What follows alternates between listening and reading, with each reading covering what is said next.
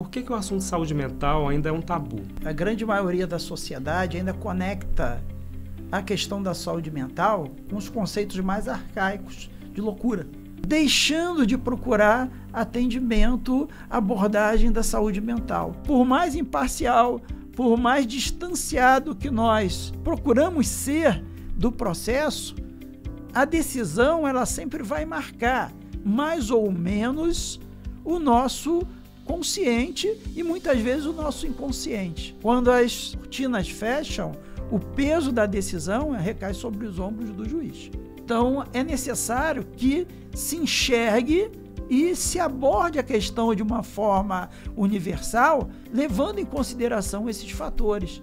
Esse dilema em relação à decisão que gera esses percalços da saúde mental, essas peculiaridades que envolvem o trabalho do magistrado. Podcast da Enajum.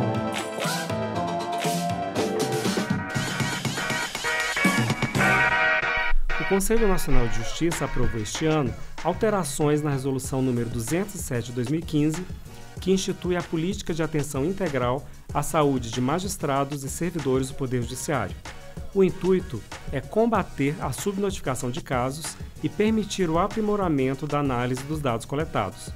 De acordo com o censo do Poder Judiciário, mais de 50% dos magistrados brasileiros se autodeclaram com quadros de estresse e ansiedade. Como atuar de forma preventiva nesse cenário? E como as escolas de magistrados podem contribuir com o aprimoramento da saúde mental de juízes e equipes de trabalho? Eu sou o Tadeu Cavalcante e neste episódio do podcast da Enajum nós vamos receber o Dr. Jorge Luiz de Oliveira. Ele é juiz federal da Justiça Militar e atua na Auditoria Militar de Campo Grande, no Mato Grosso do Sul. Atualmente ele é o presidente da Comissão de Prevenção e Enfrentamento ao Assédio e à Discriminação da Justiça Militar da União.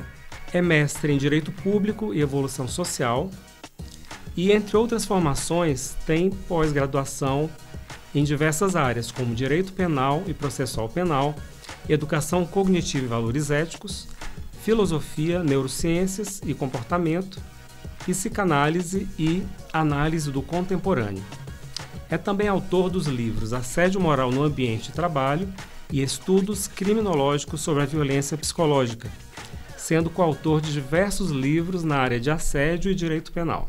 Dr. Jorge, é um prazer recebê-lo aqui no nosso podcast em comemoração aos 10 anos da Enajum. Todas as pessoas que nos acompanham, prazer estar aqui novamente na Enajum. Então, hoje nós vamos falar sobre formação e atuação de magistrados e magistradas e o gerenciamento da saúde mental. Esse é mais um episódio da nossa temporada em comemoração aos 10 anos da Escola Nacional de Formação e Aperfeiçoamento de Magistrados da Justiça Militar da União, a Enajum. E nesses 10 anos, nós estamos fazendo uma série de podcasts tratando de diversos assuntos que interessam à carreira do magistrado e também aos rumos da nossa Justiça Militar da União.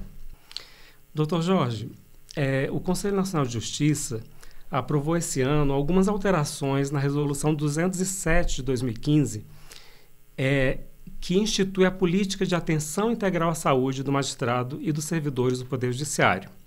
E o intuito dessas alterações, segundo o próprio CNJ, é combater a subnotificação de casos na área de saúde mental e permitir uma melhor análise por perfil de risco. Outros dados chamam a atenção. Por exemplo, de acordo com a Associação Cearense dos Magistrados, 78% dos juízes daquele estado relatam sofrer de ansiedade, nervosismo ou depressão. E de acordo com o censo do Poder Judiciário, existe um cenário em que 58% dos magistrados brasileiros se autodeclaram com estresse e cerca de 56% com quadros de ansiedade. Então a pergunta que fica é: como atuar de forma preventiva nesse cenário? Qual o papel das escolas de magistrados no sentido de aprimorar o gerenciamento da saúde mental, sendo tratada como tema prioritário na formação dos juízes e juízas? E a primeira pergunta mais direta que eu queria lhe fazer dentro desse contexto: esses dados, doutor Jorge, na sua opinião, refletem a realidade vivida pelos nossos magistrados?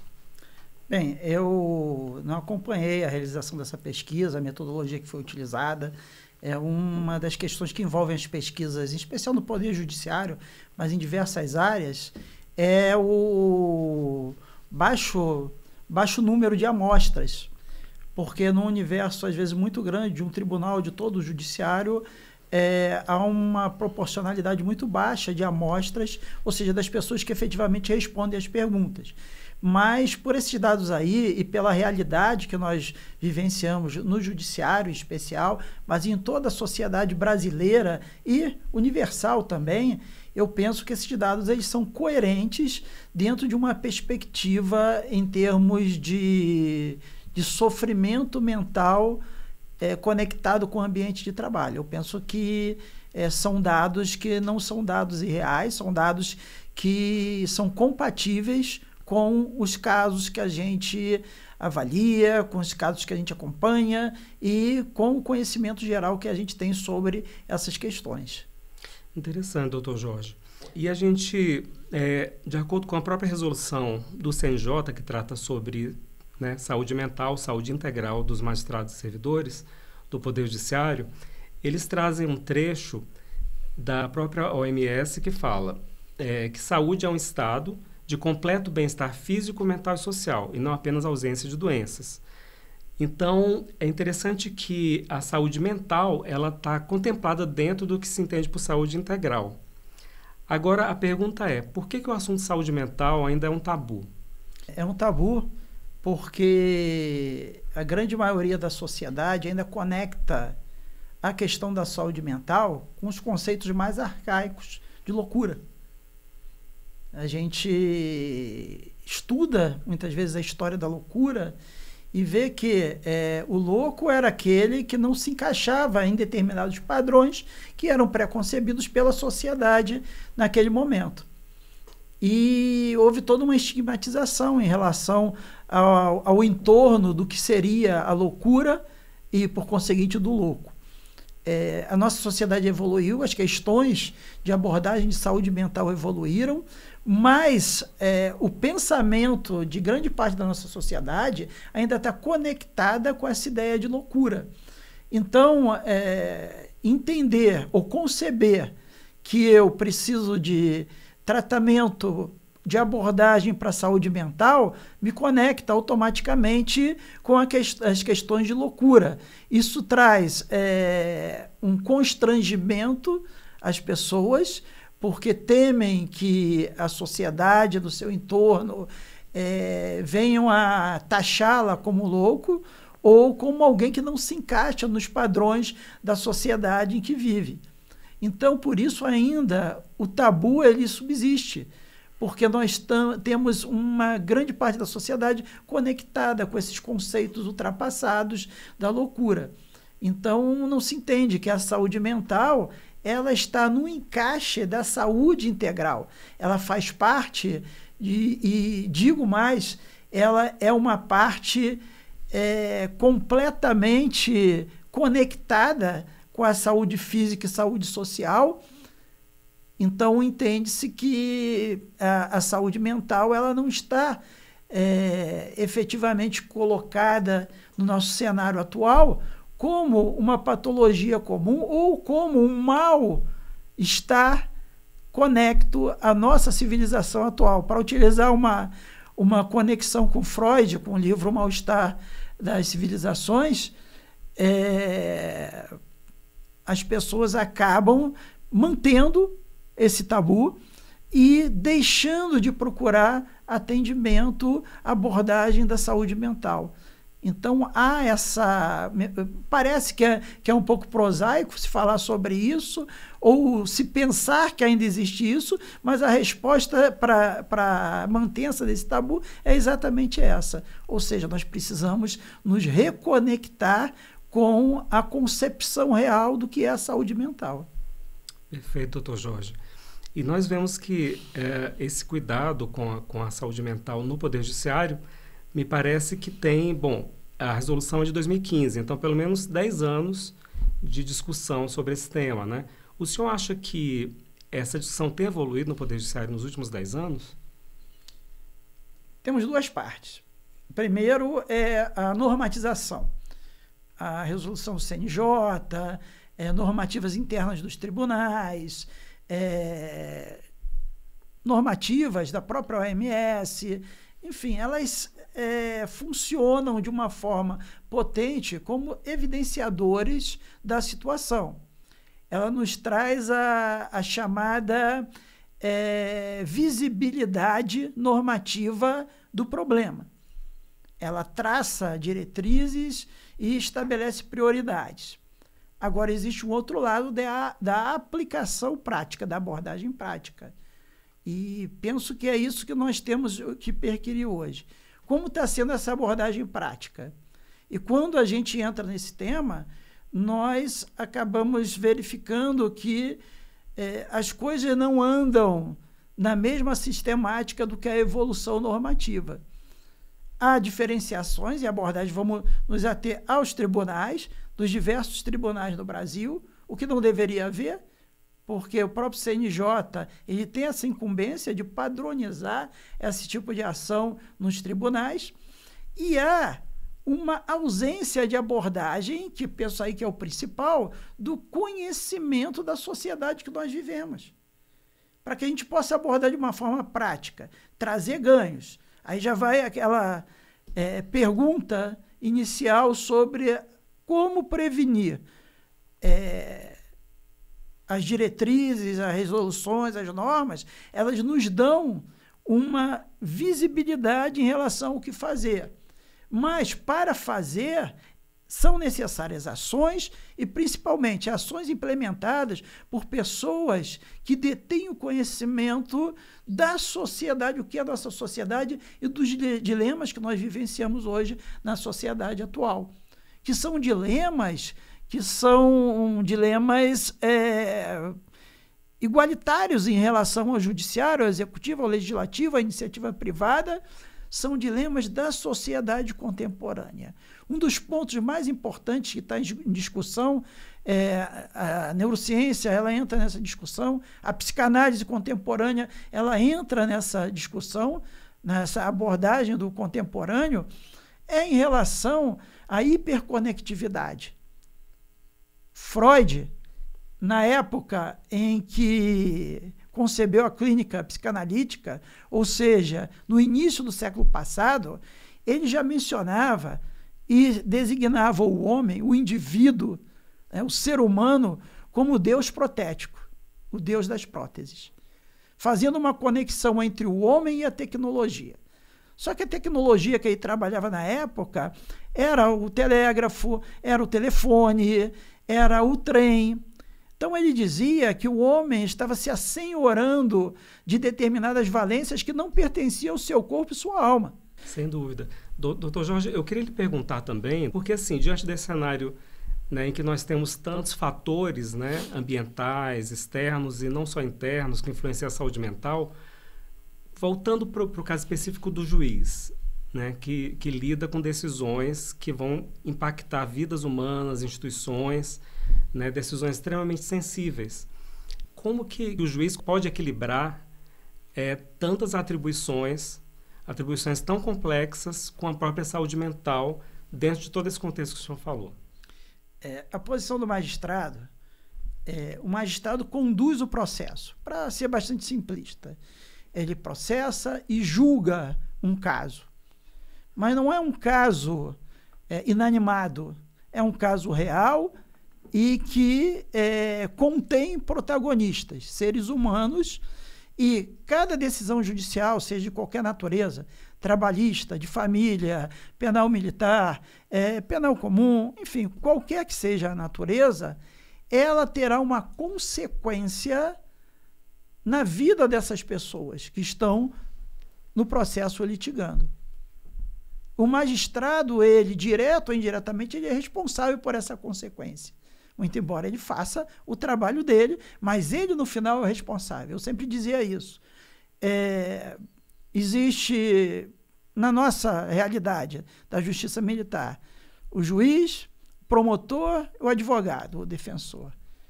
O advogado faz a parte dele, o Ministério Público faz a parte dele, mas o final, quando cortinas fecham, o peso da decisão recai sobre os ombros do juiz. E isso é um fator que é extremamente estressor em relação à saúde mental dos magistrados. Por quê? Nós temos alguns fenômenos que estão permeando essa questão da saúde mental dos magistrados e envolvem essa situação, essa constatação do peso da decisão, que se refere a questões que envolvem a chamada fadiga da decisão. Ou seja, por mais imparcial, por mais distanciado que nós procuramos ser do processo, a decisão ela sempre vai marcar mais ou menos o nosso consciente e muitas vezes o nosso inconsciente. E isso gera uma fadiga mental. No momento que há uma repetição, porque esse é o trabalho, decidir, essa fadiga da decisão ela aumenta e vai comprometendo ainda mais a saúde mental. Por outro lado, há o chamado trauma vicário, que é muito comum também nesse tipo de atuação, como é comum na atuação do médico, do policial, em que nós estamos conectados com os dilemas humanos, com os dilemas da humanidade. E, mais uma vez, por mais que se procure ficar isento daquela situação, muitas vezes não é possível. E nós acabamos internalizando o sofrimento do outro. Como acontece com o médico, como acontece com o enfermeiro, como acontece com o policial. Agora, doutor Jorge, como pensar numa abordagem sistêmica para, vamos dizer assim, dar suporte para os magistrados nesse sentido? Porque tudo bem que individualmente o magistrado pode buscar uma terapia, pode buscar meditação, pode recorrer até a medicamentos, né, em casos que sejam necessários, mas é possível que o próprio Poder Judiciário dê algum suporte coordenado para o magistrado? É possível. A ideia geral da resolução é essa. Só que, para isso, é necessário que a gente compreenda e se assenhore, introjete esses dados que eu acabei de mencionar. Não é algo que surge do nada. Eu estou falando só dos fatores estressores, nesse momento, do trabalho propriamente dito. Né? Então, é necessário que se enxergue e se aborde a questão de uma forma universal, levando em consideração esses fatores. O fator, por exemplo, do trauma vicário, esse dilema em relação à decisão que gera esses percalços da saúde mental, essas peculiaridades que envolvem o trabalho do magistrado. Como em relação ao servidor, já que a resolução também abrange os servidores, né, de outros fatores estressores que aí já estão mais conectados com o trabalho efetivo que o servidor realiza. Então, nós precisamos enxergar esses pontos e, a partir daí, entender o processo para propor soluções. Não é possível se propor soluções que sejam efetivas simplesmente caindo do céu e entendendo, não, vamos fazer dessa vez por tentativa e erro. É a base que nós temos que entender isso, entender que o magistrado, o servidor, estão inseridos na sociedade atual e também recebem e vivenciam os dilemas da sociedade contemporânea.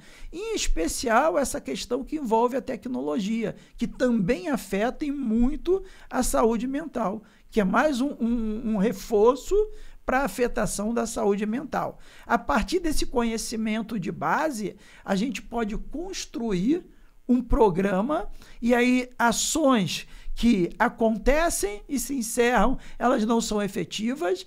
Vamos fazer o Setembro Amarelo, é importante, mas dentro de um programa. Não pode ser uma ação isolada e ano que vem a gente faz o Setembro Amarelo outra vez e traz alguém para ministrar uma palestra e diz que os psicólogos estão à disposição. A grande questão, enfim, respondendo a pergunta, é construir a partir desse conhecimento do porquê a saúde mental como um todo. Claro que existem casos particulares, mas como um todo pode ser afetada, quais são os fatores, quais são os fenômenos que envolvem a atuação de cada categoria profissional, construir um programa que seja compatível com a minimização desses impactos na saúde mental e gerar uma continuidade. Conforme eu falei, tem que ser um programa. Uma ação só, isso não é efetivo. Então, temos que efetivamente entender, compreender a sociedade que nós estamos inseridos, os dilemas que nós enfrentamos, que afetam a saúde mental, para, a partir daí, construir um programa que seja efetivo. Perfeito, doutor Jorge.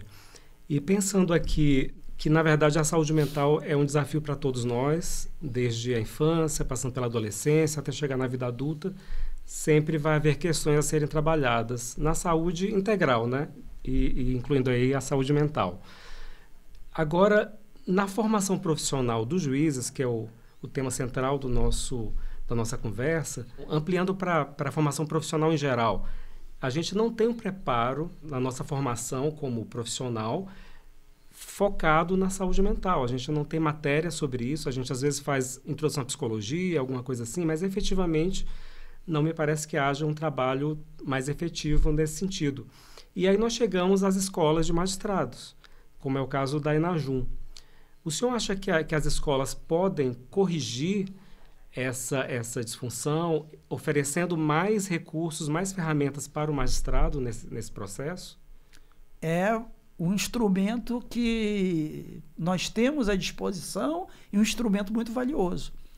Porque as escolas de magistratura, via de regra, elas recebem o magistrado, a magistrada que é inserida no contexto do Poder Judiciário como magistrado ou magistrada. A partir daí, já no curso de vitaliciamento, deve ser inserido determinadas disciplinas, determinados ensinamentos, capacitações, letramentos sobre a questão da saúde mental e, principalmente, sobre a questão de como liderar. O magistrado ele vai liderar. Pode não ser em 6 meses, mas ele vai liderar. Vai liderar o seu juízo, a sua vara, a sua auditoria, enfim. E, ao liderar, ele vai lidar com seres humanos. E muitos magistrados e magistradas não estão preparados para isso, porque entram com uma finalidade, estudam com uma finalidade e muitas vezes acabam se desassociando desse viés, que é o viés de liderança e um líder moderno, empático e que possa compreender e entender a estrutura da convivência. As escolas de magistratura, elas devem inserir já no seu programa inicial, mas não são meras palestras, são capacitações. Mais uma vez eu digo, uma palestra a gente deixa uma semente, mas uma capacitação, um letramento prático, olhando casos práticos, a gente incorpora também a questão da sensibilização, que é importante. Então, esse letramento inicial, a cargo, penso eu, das escolas de magistratura, ele é muito importante. E no continuar da carreira. Cada vez mais, quando a Enajum, quando as escolas de magistratura organizam um evento para magistrados, eu penso que nós devemos dividir as questões que envolvem o conteúdo jurídico com o conteúdo humanístico. Aquele conteúdo que nos ajude, nos auxilie ao letramento em relação a questões tão importantes que acabam envolvendo a administração da saúde mental do próprio magistrado e daqueles que ele vai liderar, que ele vai conduzir. E isso é um fator diferenciador. As pessoas têm que se sensibilizar. A Comprev, nós temos quase 4 anos A Comprev é a Comissão de Combate, Enfrentamento e Combate ao Assédio, né? Comissão de Prevenção e Enfrentamento ao Assédio e Discriminação da Justiça Militar da União. Nós temos quase 4 anos e, ao longo do tempo, a gente vem se aperfeiçoando, tentando conduzir esse processo de sensibilização, muitas vezes com algumas resistências, mas sempre recebido com respeito pelos colegas, pelos ministros, e é isso que a gente auxilia também. Mas nós temos aí vamos dizer, uma função auxiliar. Em relação ao magistrado, as escolas de magistratura, no caso aqui no justamente a Enajum, ela penso que deve revezar as temáticas e cada vez mais com temáticas ligadas a esse tema e com temáticas que sejam afetas a abordagens práticas, efetivas, com eventos diferenciados, não meras palestras. Isso dá o letramento. O letramento nos dá o corpo do problema e nos auxilia com esse problema com nós mesmos e também com as pessoas que nós estamos à frente em termos laborais. Perfeito, doutor Jorge. Diante do que o senhor falou sobre a necessidade de letramento para os nossos magistrados, eu queria lhe perguntar como foi que o senhor passou a ter interesse por essa área de psicanálise, cognição, neurociências. Isso foi uma coisa que veio com o seu dia a dia, com sua prática de magistrado? Como que o senhor despertou para isso? Bem, na verdade, essa minha conexão com essa área de temática comportamental, ela vem da época que eu era oficial do Exército e estava fazendo mestrado e vivenciei uma situação não muito agradável e acabei descobrindo a temática do assédio moral através de um evento em que eu fui com a doutora Margarida Barreto, que faleceu há pouco tempo, que é uma das referências no assunto da violência no ambiente de trabalho, e a doutora Marie-France Irigoyen, francesa, também uma das referências mundiais na temática sobre assédio moral, mal-estar no trabalho, enfim, aquela temática extremamente nova, nos idos de 2000, 2001, me motivou a trocar a temática do meu mestrado e pesquisar ali profundamente, já naquela época, sobre esse tema específico comportamental. Então, vem daí essa questão, alinhado com o interesse da filosofia, e me despertou essa visão da necessidade de uma abordagem humanística em relação a diversos segmentos. Quando eu entrei à magistratura, eu tive a certeza que era imperioso que eu me capacitasse ainda mais para entender o comportamento humano, os motivos pelos quais, os motivos que impulsionam alguém a agir, alguém a reagir, alguém a se postar de determinada forma quando na condição de vítima, porque o direito é importante, mas para a decisão ainda mais importante é conhecer o ser humano, o que o levou àquela situação. E eu procurei ir me aperfeiçoando, primeiro com pequenos cursos, depois fiz uma pós-graduação em Neurociência e Comportamento na PUC do Rio Grande do Sul, que foi pago com uma bolsa da Enajum, e daí por diante eu passei a me capacitar no exterior, na Espanha, em especial, cada vez mais nessa área, até culminar também com a pós em psicanálise. Fora isso, eu estudo bastante sobre isso por conta dessa necessidade. Então, eu vou dar um exemplo muito rápido da diferenciação. Há uns anos atrás, eu julguei um processo que era uma tentativa de estupro. E o meu voto foi pela absolvição do sujeito que figurava como indiciado. E eu votei daquela forma porque eu entendia que havia lacunas que não traziam credibilidade a ponto de condená-lo na versão apresentada pela vítima. Não que eu entendesse que fosse mentirosa, mas havia lacunas e eu não entendi, por exemplo, e principalmente, por que a vítima, ao alegar que foi atacada de uma forma sexual, né, na tentativa de estupro, ela, em seguida, passou com o veículo dela pelo corpo da guarda do quartel e não pediu auxílio a ninguém. Não apontou, olha, tentaram me estuprar. Que ela chegou em casa, ainda foi tomar um banho, tirar a maquiagem, para ligar para o marido dela, que estava no quartel, para informar o caso. Eu entendia, e pelo que estava nos autos, que aquilo ali era uma lacuna, e uma lacuna muito... porque eu não compreendia por que ela agiu daquela forma. Após a pós-graduação em neurociência, o estudo das neurociências, eu entendi que existe uma estrutura, né? Aprendi que existe uma estrutura no nosso cérebro, ela é dupla, uma em cada lado, do tamanho de uma amêndoa, aqui chamada amígdala cerebral. A amígdala cerebral, ela trabalha com questões que envolvem emoções, sentimentos, mas também, em especial, com determinados circuitos de luta, fuga e congelamento diante de determinadas cenas de perigo.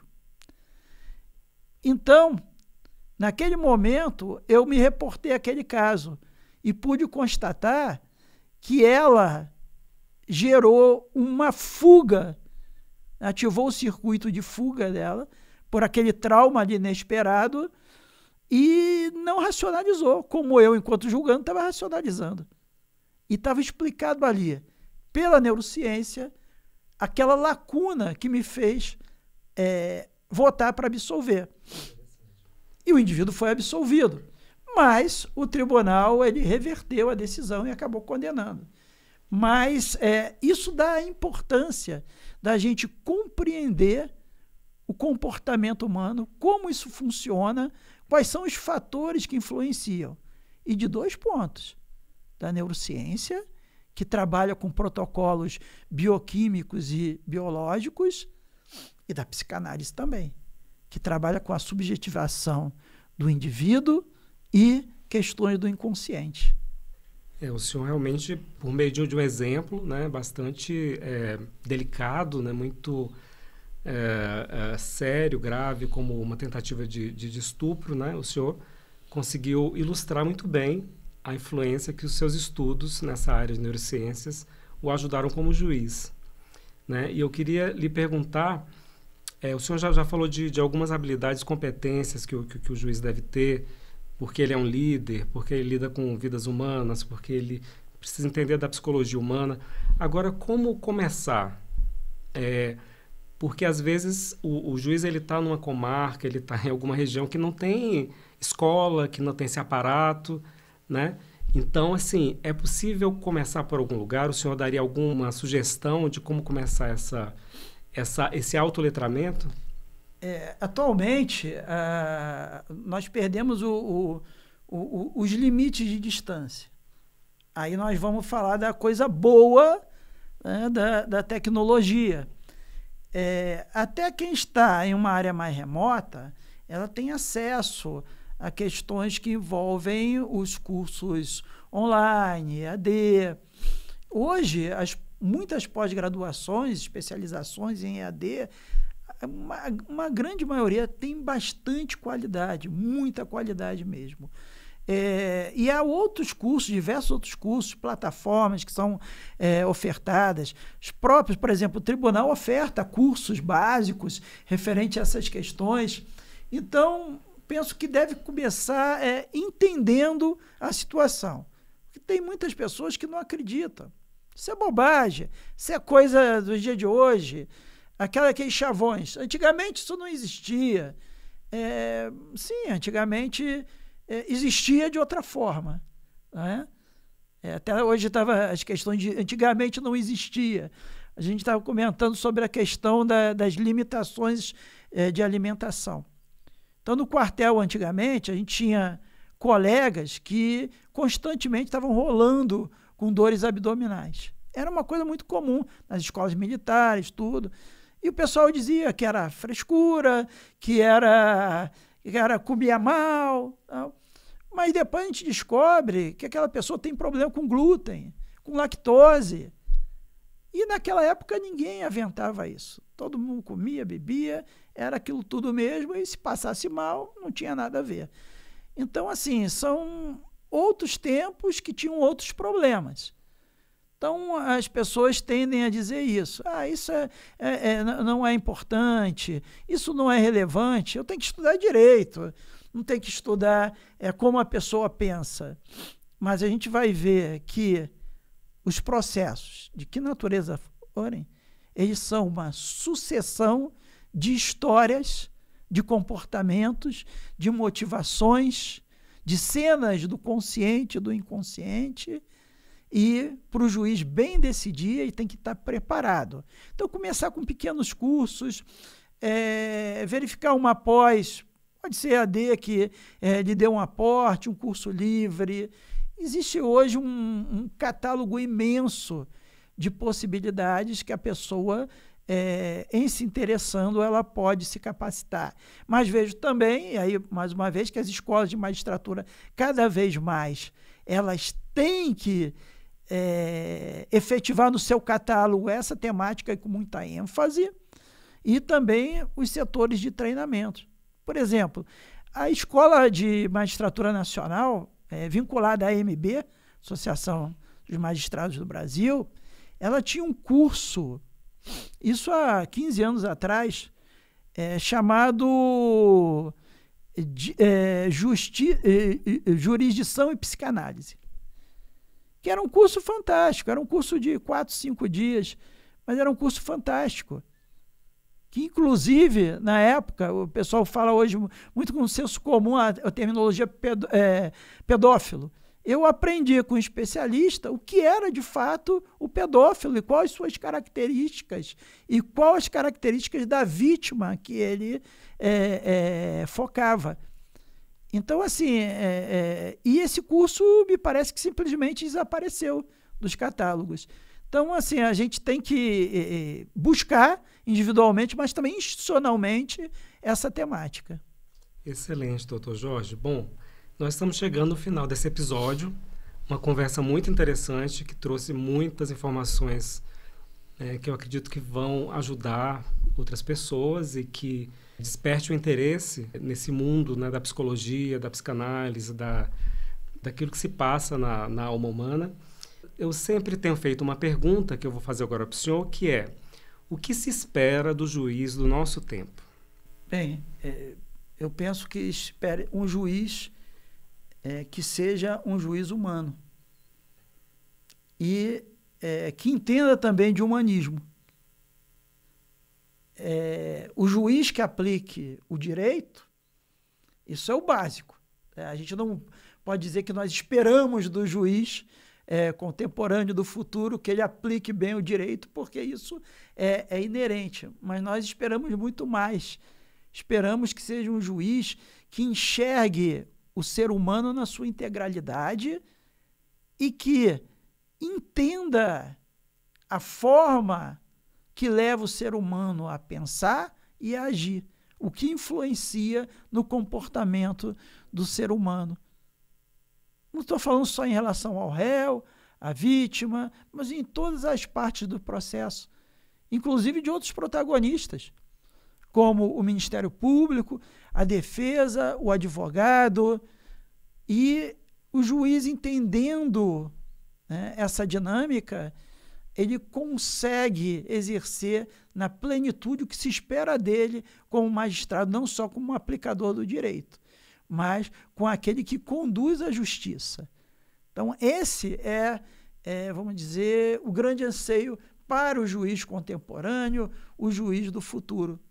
Então, é um juiz humanista, um juiz com equilíbrio e um juiz, principalmente, que possa separar a sua vida profissional da sua vida pessoal e da qualidade a esses dois nichos da vida. Perfeito, doutor Jorge. Muito obrigado pelas suas palavras, por todos os conhecimentos que o senhor trouxe e compartilhou conosco. E muito obrigado pela sua presença aqui. Eu que agradeço, estamos sempre à disposição e, mais uma vez, fico muito honrado de estar presente aqui e também de fazer parte desses 10 anos de Enajum. Muito obrigado.